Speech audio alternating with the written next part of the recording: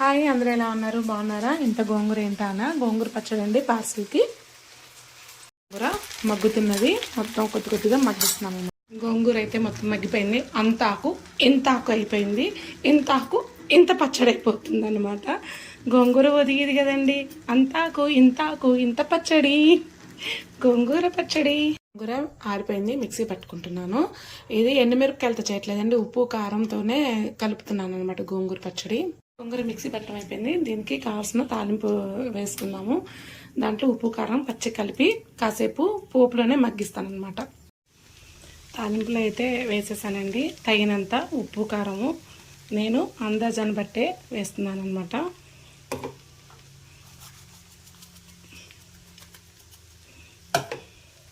ఈ తాలింపులోనే కాసేపు పచ్చడిని మగ్గిస్తాను. ఎండుమిరపకాయలతో అయితే చేయట్లేదండి, స్టాక్ పెట్టుకున్న నలుపుగా వస్తున్నది అనేసి మా పిల్లలు అంటాం వల్ల నేను ఇలా చేస్తున్నాను. ఉప్పు కారం అందాజా చూసుకొని వేసుకుంటామే. పుల్ల గోంగూర ఎక్కువ ఉంది కాబట్టి నేను చింతపండు కూడా యాడ్ చేయట్లేదు అనమాట. గోంగూర పచ్చడి అయితే రెడీ అయిపోయింది.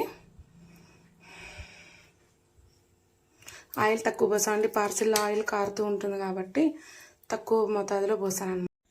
గోంగూర చట్నీ పచ్చడి పార్సిల్స్ అయిపోయినాయి, కొద్దిగా ఉంచుకున్నాను అనమాట. ఉల్లిపాయలు కలుపుకున్నాను.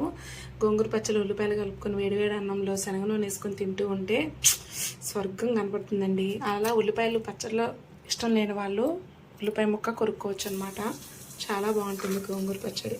వెల్లుల్లిపాయ వేసుకున్న వాళ్ళకి ఇంకా బాగుంటుంది.